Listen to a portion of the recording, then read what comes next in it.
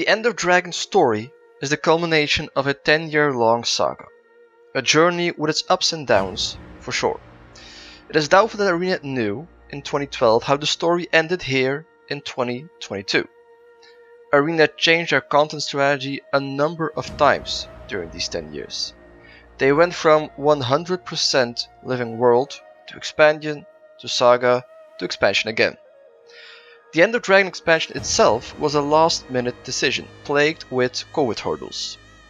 This doesn't mean that the End of Dragon story is a bad story. Far from it. It's important to take a look at how the Elder Dragon chapter ends before we start the next chapter in Guild Wars 2. Let's have a look at the top 5 moments of the End of Dragon's story. Top 5, top 5, baby! Top 5, baby! Top... Yeah! Yeah!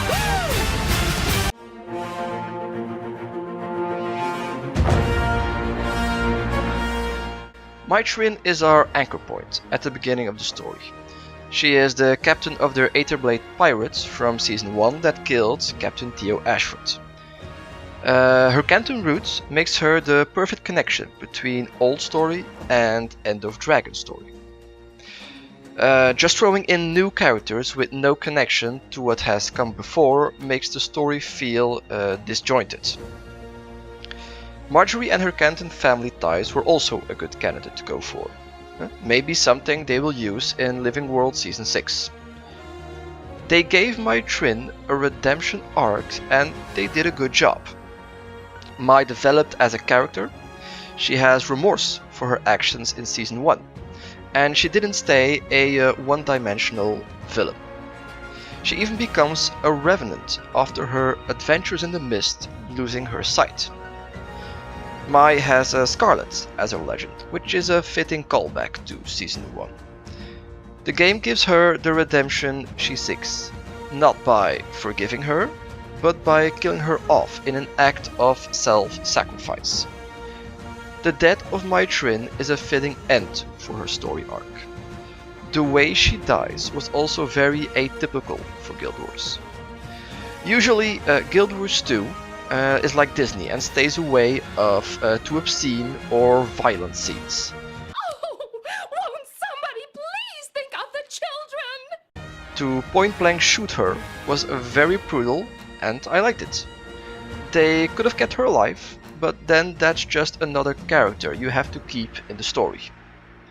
We lose Mytrin in the first half of the story. This way her story doesn't drag on and the story can shift its focus elsewhere. Guess you were right after all.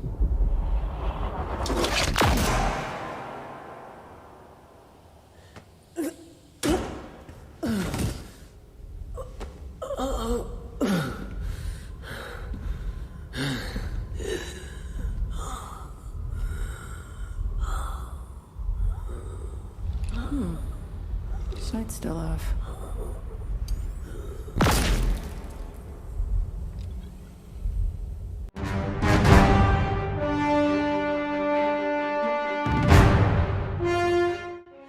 That focus shifts to Anka. Anka is Mytrin's first mate and has a history at the Tomanova reactor. Eventually she mutinies, because she thinks Mai is too soft. Anka becomes the first big villain of the expansion. And as far as a certain villain goes, she's a great outliner. Usually certain bad guys are like the Team Rocket of Guild Wars 2. They're more cartoony and goofy than threatening and evil. Kudu or any Inquest characters are examples of this. However great Anka is as a villain, she does feel underutilized in this expansion. You barely interact with her directly and she dies halfway through the expansion. I get why. The true story in this expansion is about the Elder Dragon, so they can't linger too long on Anka, but it's a missed opportunity. They could have kept her alive, but sidelined. That way they could bring her back as a Season 6 antagonist. Anka felt like Scarlet in many ways. someone who lost herself in her goal. She's a tragic character that had a noble goal but a terrible execution. Rest in peace, Anka. Wished we saw more of you.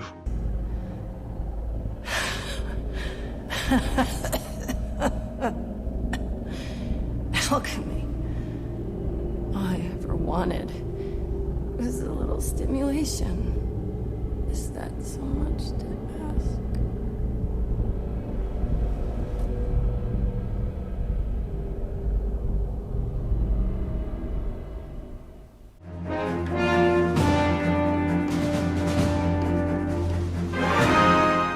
Now that Maitrin and Anka are out of the picture, we can dive into the Elder Dragon of it all. If this had to be the expansion that ends the Elder Dragon story, then the final Elder Dragon had to make an appearance. Throughout the past 10 years, the final Elder Dragon was one of mystery and speculation. We knew it had the element of water, and its name started with an S.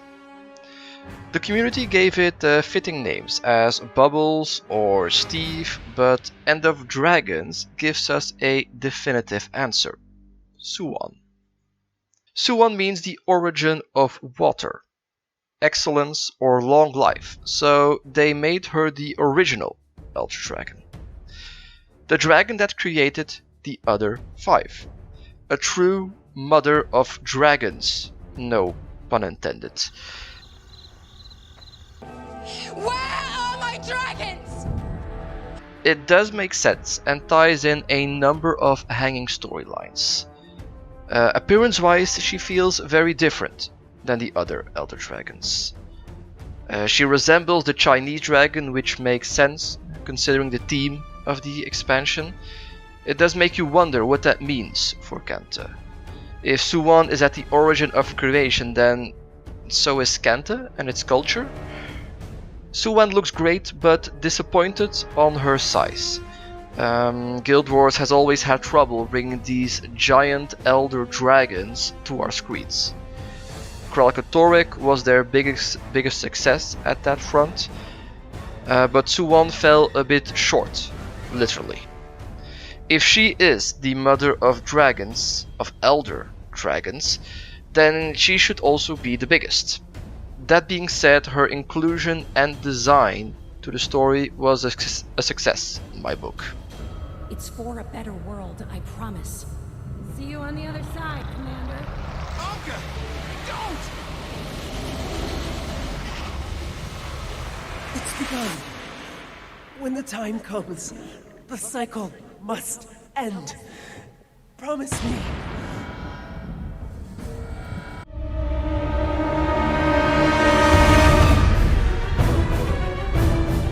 The true villain of End of Dragons is the Void, a corrupted form of Elder Dragon magic.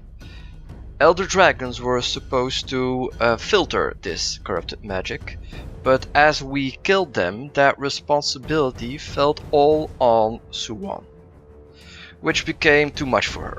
Just like Kralkatorrik, the Void consumed her and infected Kanta and beyond. The Void feels as an easy and boring choice for a villain. It's an energy. It doesn't have a body or face, so it lacks personality and depth. The best villains are the ones we care about. Why would we care about something soulless, void of personality? Design-wise, it was okay. The black with the colorful elements mixed in made many enemies look cool and threatening. Some enemies lost the details of the design due to all the black, but the void dripping on your screen added a creepy and spooky layer to the second half of the expansion. Aurene being the only one able to filter all this magic felt like an easy deus ex machina. I get that she is the prismatic dragon, so she can filter all of the other magic, but it felt too easy. Aurene is a special little snowflake that solves all our problems. I preferred if the solution wasn't this cut and dry, and I just wished they gave the Void some more depth and personality, so we actually cared when we defeated the Void.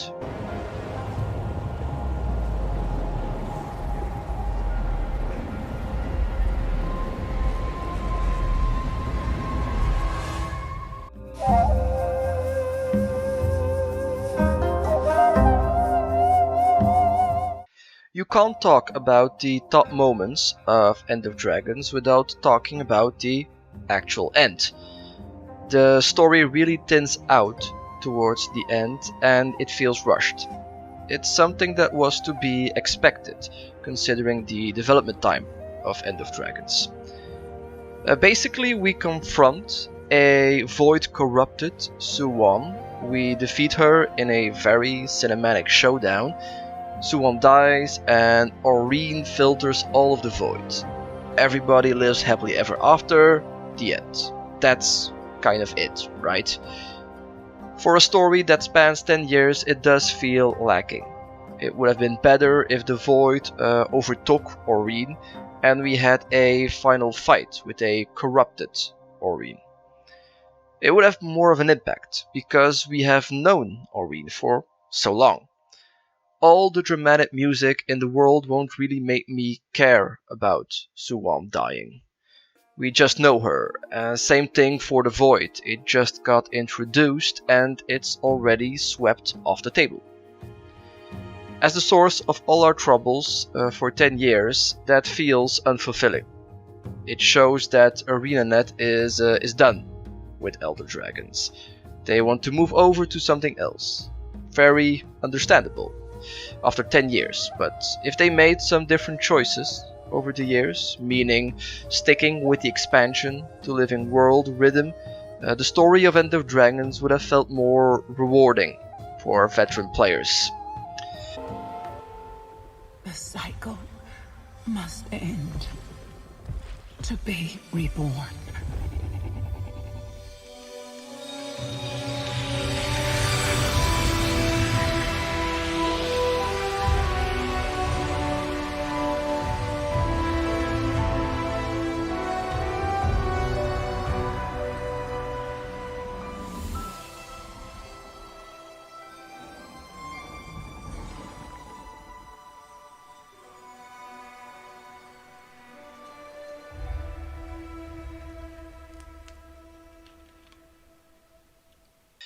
These top moments were the big beats of the story. And there are also some honorable mentions that elevated the story and gave it flavor. Gorik really shined as the comic relief of the expansion. Ivan was also a lovely character and the sole survivor of my Trin's main crew. Hopefully that means we'll see more of him. It also looks like Guild Wars 2 is looking to add some background information on some of these characters in their reintroduction of Living World Season 1. That should help new players in their first playthrough of the story. What's next for Guild Wars 2 story? Living World 6 is coming and will stay in Kanta. After that we're getting a 4th expansion. Very exciting. They can go in a lot of different directions for the story of that 4th expansion. Personally, I don't expect them to completely create a story from scratch. I would not be surprised if they reuse a lot of storylines they were planning to use in the canned Guild Wars 1 expansion, Utopia. An expansion that was going to take place in the mists. It's all speculation at this point. We might have to wait a while, but the next story is coming. Exciting times. Let me know what you think. Drop a like if you like, and I'll see you next time.